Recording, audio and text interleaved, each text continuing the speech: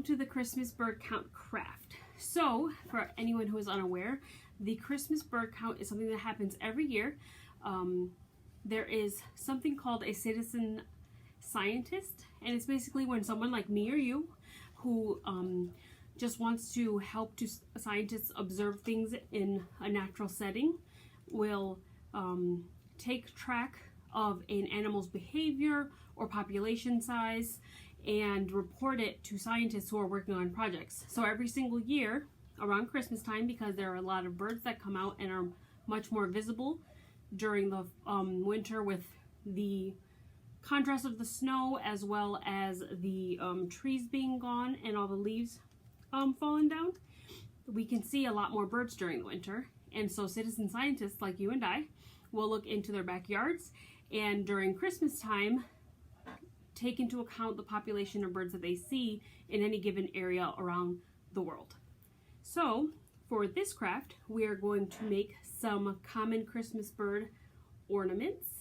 We have the options of a cardinal, a blue jay, a cedar waxwing, and a chickadee, all which you could probably see in your backyard in Connecticut during the winter. So let's get started. Okay, so here is a little bit of a better look. He's got a couple rough edges because Miss Jasmine didn't have the best scissors to begin with when she made it. But this is the cardinal, and I'm going to show you how to do the cedar waxwing. Cedar waxwing is one of the bright birds that you can see in your yard during the winter time. It is also called the bandit bird because it has these little black shadows near its eyes that kind of look like old school burglars in cartoons. So you'll notice that I cut everything out already without cutting into the center of any of these. We want everything to be a mirror image, and that's what's going to help us make it 3D. So I have left everything unfolded, but I'm just going to show you where to fold before we get started. So the dotted lines that would help you to fold are on the paper, but I think it's pretty self-explanatory. Everything needs to be a mirror image, so you just fold it in half. So for your bird body, you will fold it in half along that little part right here. So there's that piece. Then we have the tail feathers, and we're going to fold that in half. And if you'd like to go around and kind of see, there's a little bit of a white edge here. If you want to cut that out, that's totally up to you. I do not mind it. And then this is the body.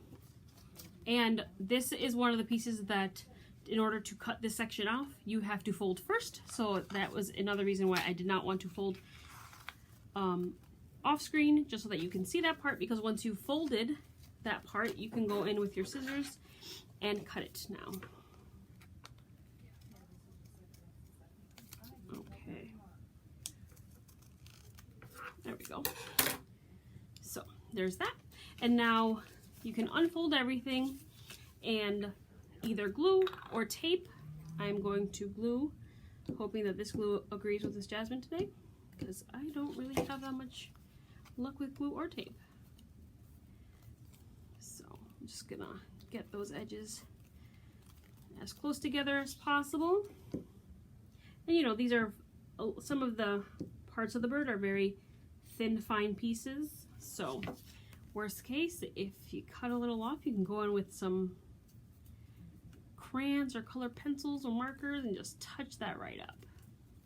Okay, so there's my body, or rather my face, and here is my body.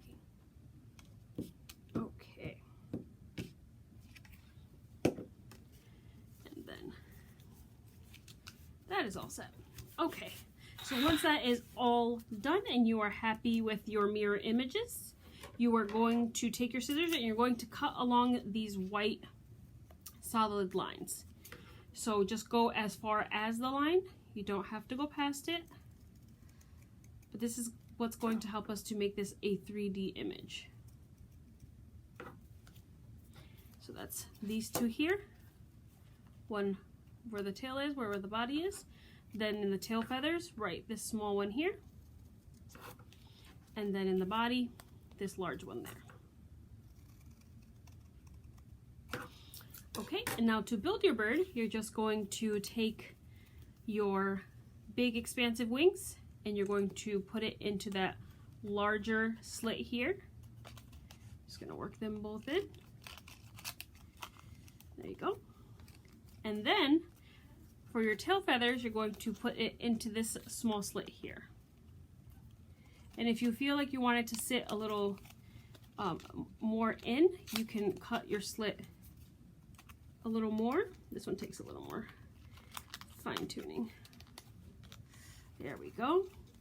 And then what I like to do is kind of just fold these a little here, just like a slight fold, just to give it some space. And there you have it, friends. There is your 3D bird. He's so beautiful.